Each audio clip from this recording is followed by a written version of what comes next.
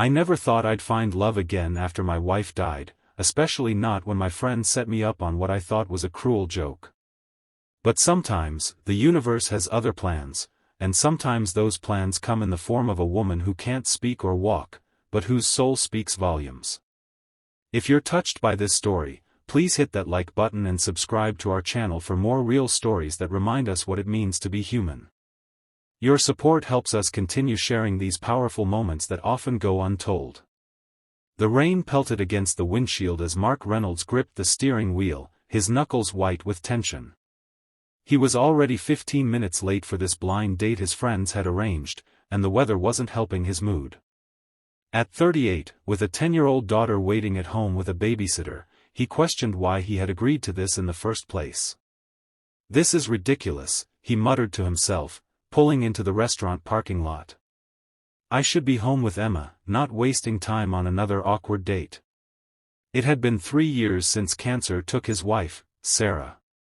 3 years of raising their daughter alone, of working overtime at his construction company to provide for her, of falling into bed exhausted each night with barely enough energy to process his grief, let alone consider dating again.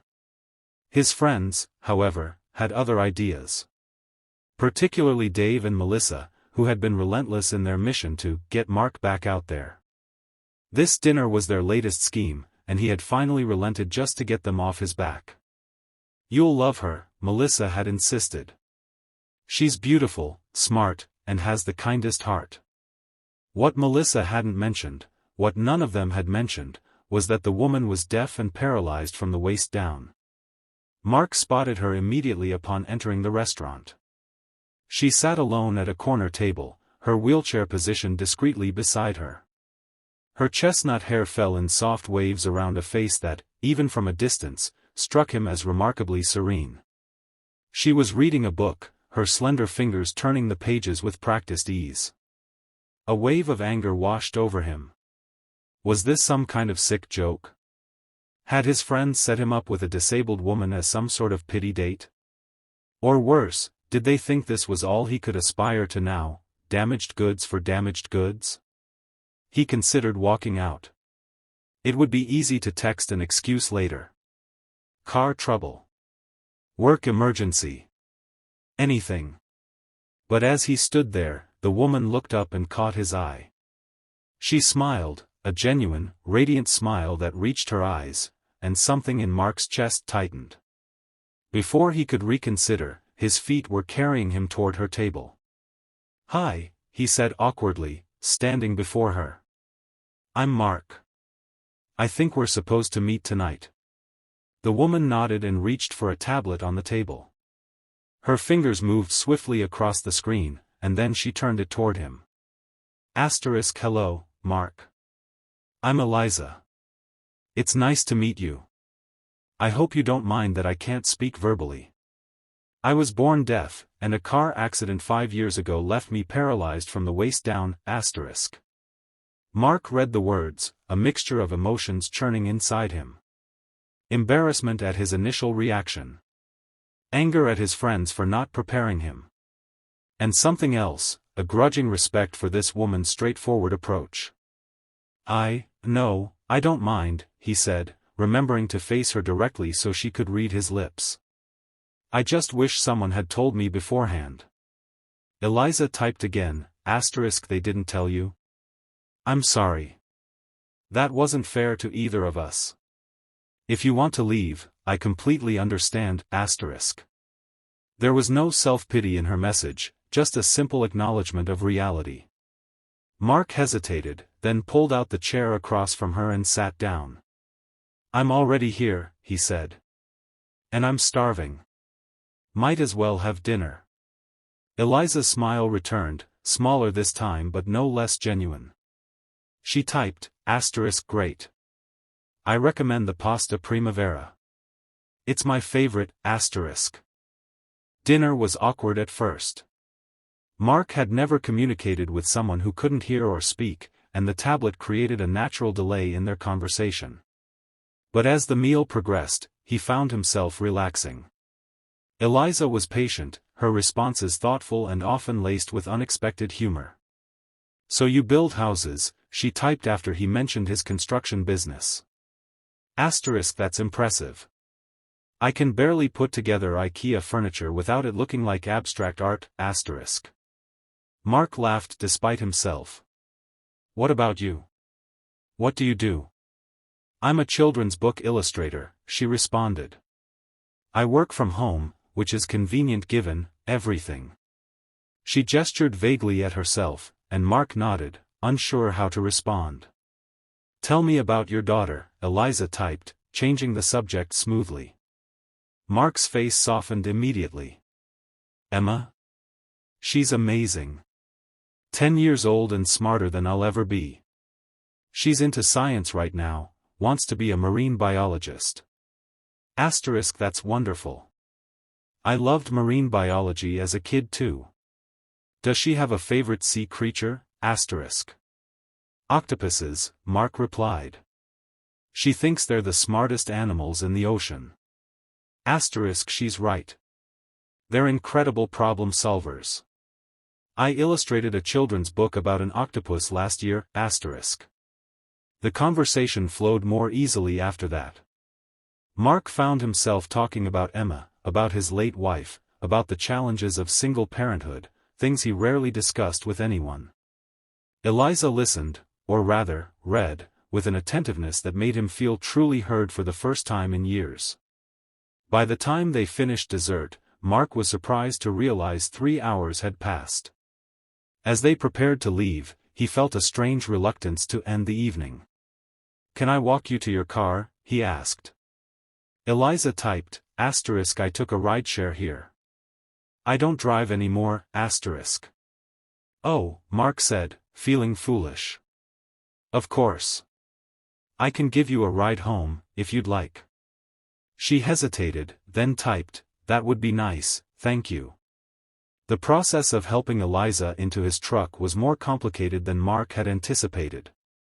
Her wheelchair needed to be folded and stored in the back, and she required assistance transferring from the chair to the passenger seat. Mark tried to be respectful, following her typed instructions carefully, but he couldn't help feeling awkward. I'm sorry if I'm doing this wrong, he said as he finally settled into the driver's seat. Eliza shook her head and typed, asterisk, you did fine. Better than most first-timers. Thank you for not making a big deal of it, asterisk. As they drove through the rain-slicked streets, Mark found himself stealing glances at her profile. In the dim light of passing street lamps, her face looked younger, more vulnerable. He wondered about the accident that had changed her life, but didn't know how to ask. As if reading his thoughts, Eliza began typing. He could see the glow of her screen from the corner of his eye. Asterisk, it was a rainy night like this. I was driving home from a friend's house. The other driver was texting. He ran a red light. I don't remember the impact, just waking up in the hospital 2 days later, asterisk. Mark swallowed hard. I'm sorry. Asterisk, it was 5 years ago. I've had time to adjust. Some days are harder than others, but I'm still here. Still living, asterisk. They arrived at her apartment building, a modern complex with wheelchair accessibility. Mark helped her back into her chair and walked her to the entrance. I had a nice time tonight, he said, surprising himself with his sincerity. Eliza smiled and typed, asterisk, so did I. Thank you for staying, even after the surprise, asterisk. Mark hesitated, then said, would it be okay if I called you sometime? Maybe we could do this again. Her eyes widened slightly, and for a moment, Mark regretted the question. But then she typed, asterisk, I'd like that. But Mark. I need to know this isn't about pity, asterisk. The directness of her words caught him off guard.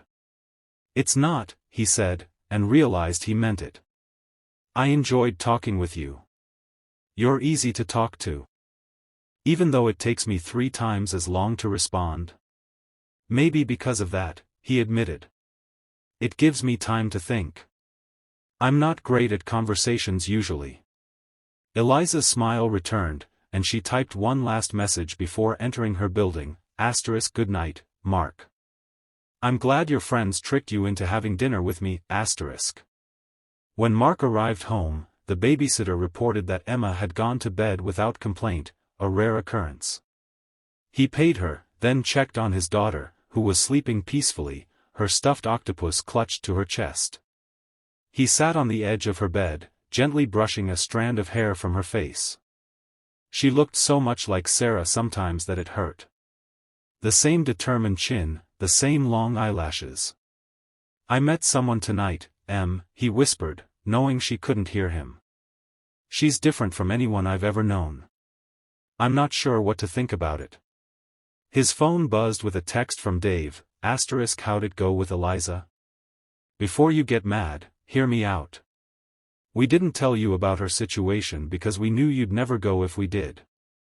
But she's amazing, right, asterisk.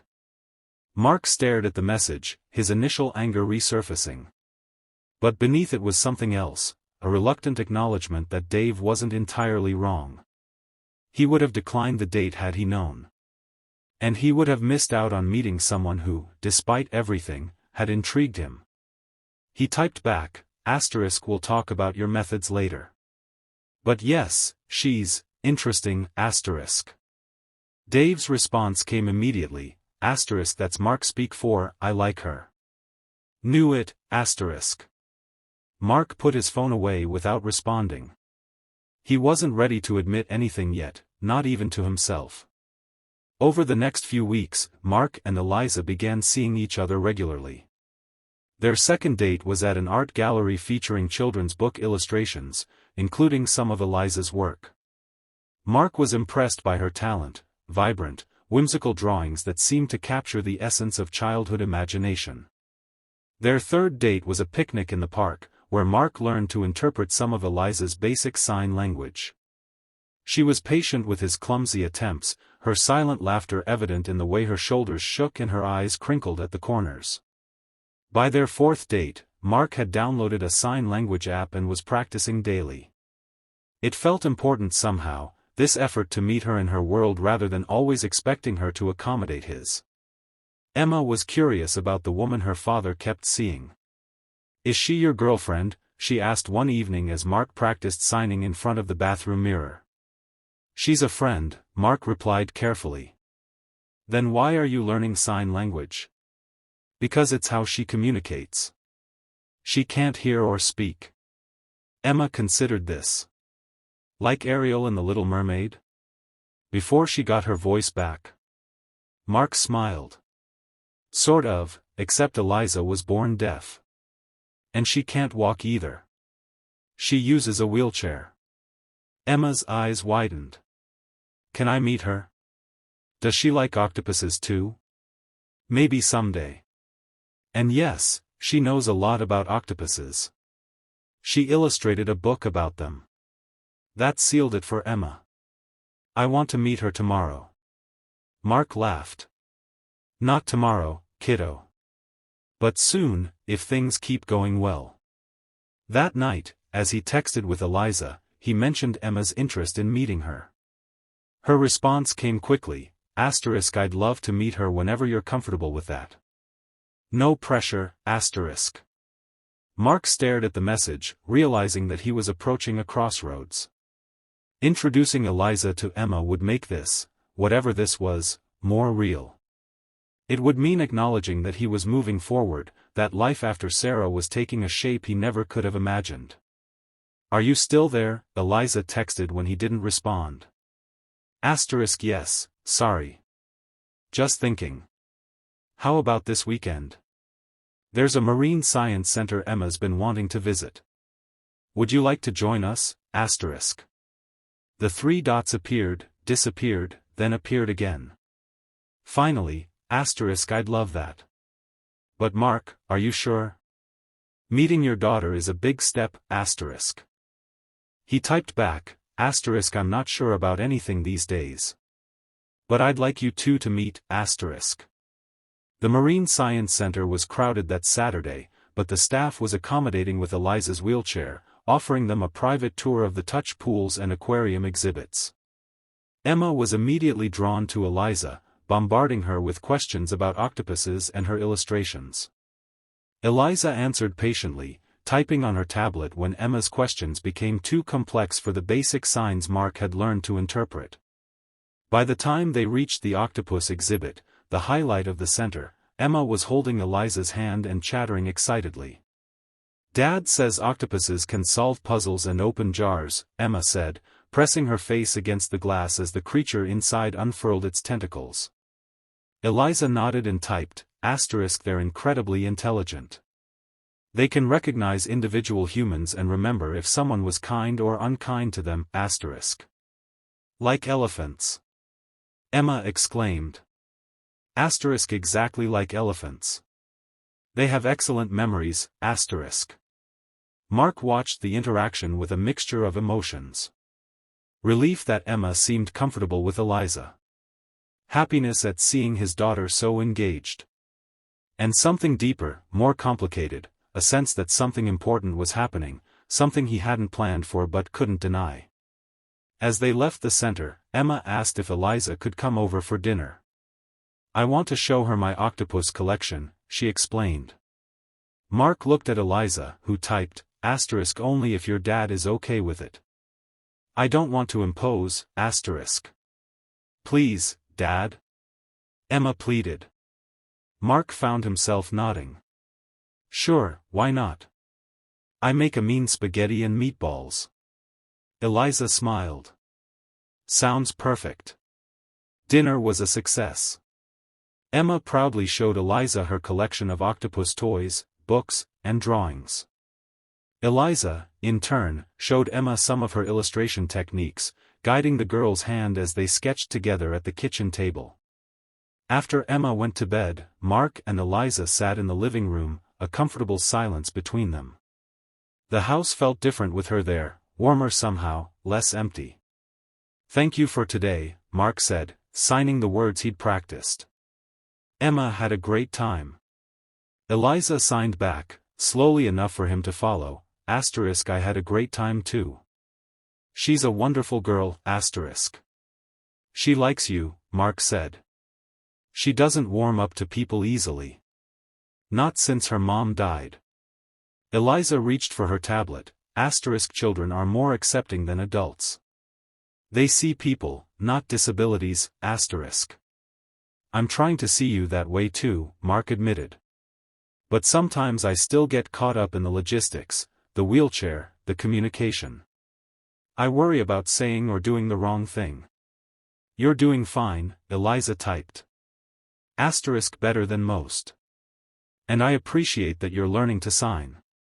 That means a lot, Mark hesitated, then asked the question that had been on his mind for weeks. "Doesn't it bother you?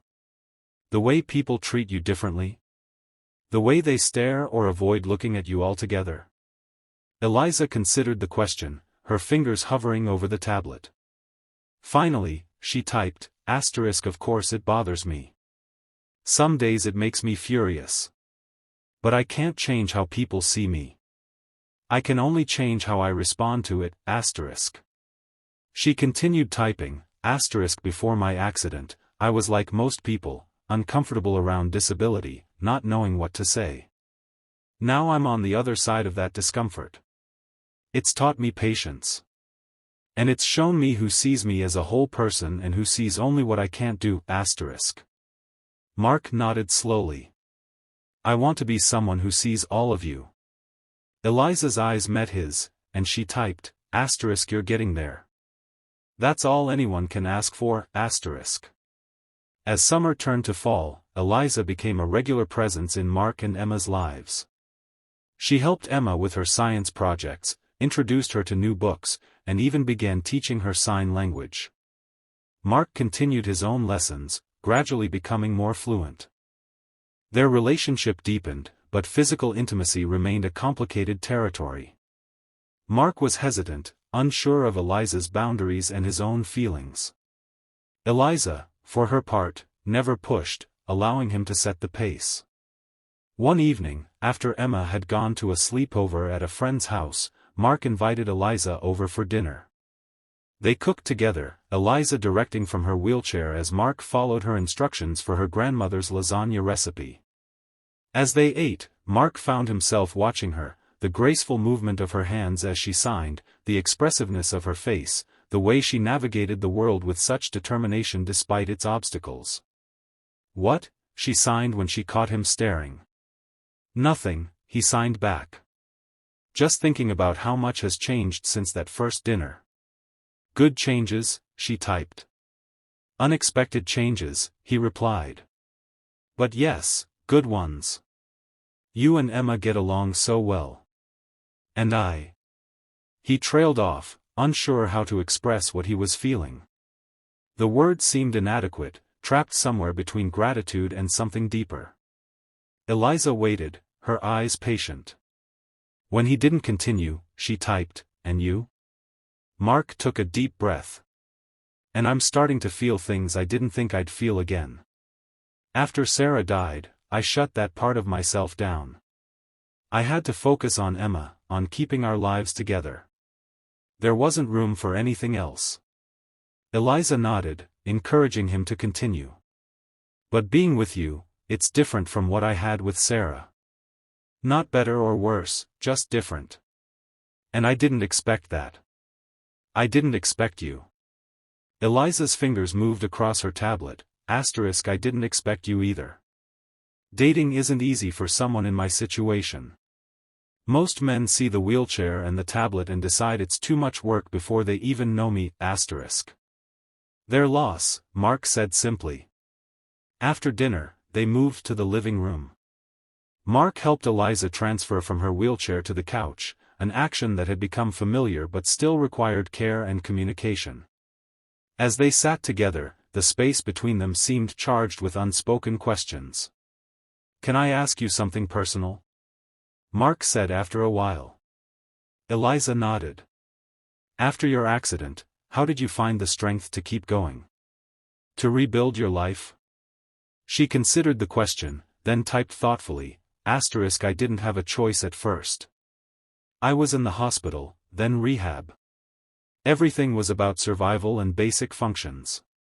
It was only later, when I came home to an apartment I couldn't navigate in a life I couldn't recognize, that I had to make a conscious choice to live rather than just exist, She continued, "There were dark days. Many of them.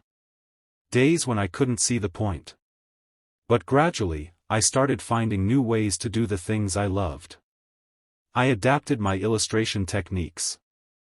I found online communities of deaf artists and people with spinal cord injuries. I learned that a different life doesn't have to be a lesser one, Mark absorbed her words, thinking about his own grief journey. "After Sarah died, I felt like I was just going through the motions for Emma's sake. It's only recently that I've started to feel like I'm living again, not just surviving. That's all any of us can do," Eliza typed. "Find our way back to living, whatever that looks like now." Their eyes met, and Mark felt something shift between them. Without overthinking, he leaned forward and kissed her. It was gentle at first, tentative, but when Eliza responded, her hand coming up to touch his face, the kiss deepened. When they finally pulled apart, Mark's heart was racing. "I'm sorry if that was." Eliza shook her head and typed quickly, "Don't apologize. I've been wanting you to do that for weeks, Mark laughed, relief and joy mingling. "Really? You could have given me a hint." "I thought I was being obvious," she typed, her eyes twinkling. "I guess I need to work on my flirting skills." They spent the rest of the evening talking and kissing, exploring this new dimension of their relationship. When it was time for Eliza to go home, Mark found himself reluctant to end the night. "Stay," he said impulsively. "Emma's not home. You could stay." Eliza's expression grew serious. She typed, "Are you sure? There are things you should know. About my body, about what I can and can't feel. About what intimacy looks like for me now, Mark nodded, understanding the weight of what she was saying. "I want to learn. If you're willing to teach me." That night marked another turning point in their relationship. There were awkward moments, adjustments, and new discoveries for both of them. But there was also tenderness, laughter, and a deepening connection that transcended the physical challenges. As they lay together afterward, Mark signed, "Thank you for trusting me." Eliza signed back, "Thank you for seeing me." The following months brought new challenges and adjustments. Mark's house needed modifications to accommodate Eliza's wheelchair. Emma had questions about the changing relationship between her father and Eliza. And there were still moments when Mark caught himself wondering what others thought when they saw him with Eliza, if they assumed he was her caretaker rather than her partner. But there were beautiful moments too. Emma learning to sign fluently, often faster than Mark. Eliza's illustrations beginning to feature a character who looked suspiciously like Emma. Family movie nights with descriptive audio and subtitles, all three of them huddled on the couch. 6 months after their first date, Mark took Eliza back to the restaurant where they'd met.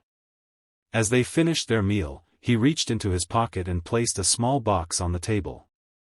Eliza's eyes widened. She looked from the box to Mark's face, a question in her expression. "It's not what you think," he said, signing simultaneously. "Open it." Inside was a key. Eliza looked up, confused. "It's a key to my house, our house, if you want it to be," Mark explained. "I've had the contractors finish the modifications. Wider doorways, accessible bathroom, ramps. Everything you'd need to live there comfortably." Eliza's hands trembled slightly as she reached for her tablet. "Are you asking me to move in with you?" "Yes," Mark said. "Emma and I both want you there. We've talked about it, and she's excited. But I understand if it's too soon, or if you want to keep your independence." Eliza's eyes filled with tears. She typed, "It's not too soon. And I won't lose my independence by sharing my life with you. That's what I've learned from you and Emma, that connection doesn't diminish us. It makes us stronger, *. She picked up the key, holding it tightly in her palm, then signed, "Yes. My answer is yes." Mark felt his own eyes growing wet. He leaned across the table and kissed her, not caring who was watching or what they might think. As they drove home that night, to what would soon be their home together, Mark thought about the strange path that had led him here. The grief that had nearly consumed him. The friends who had tricked him into a blind date with a woman they knew would challenge his preconceptions. The courage it had taken Eliza to show up that night, knowing she might face rejection or pity. "What are you thinking about?" Eliza signed when they stopped at a red light.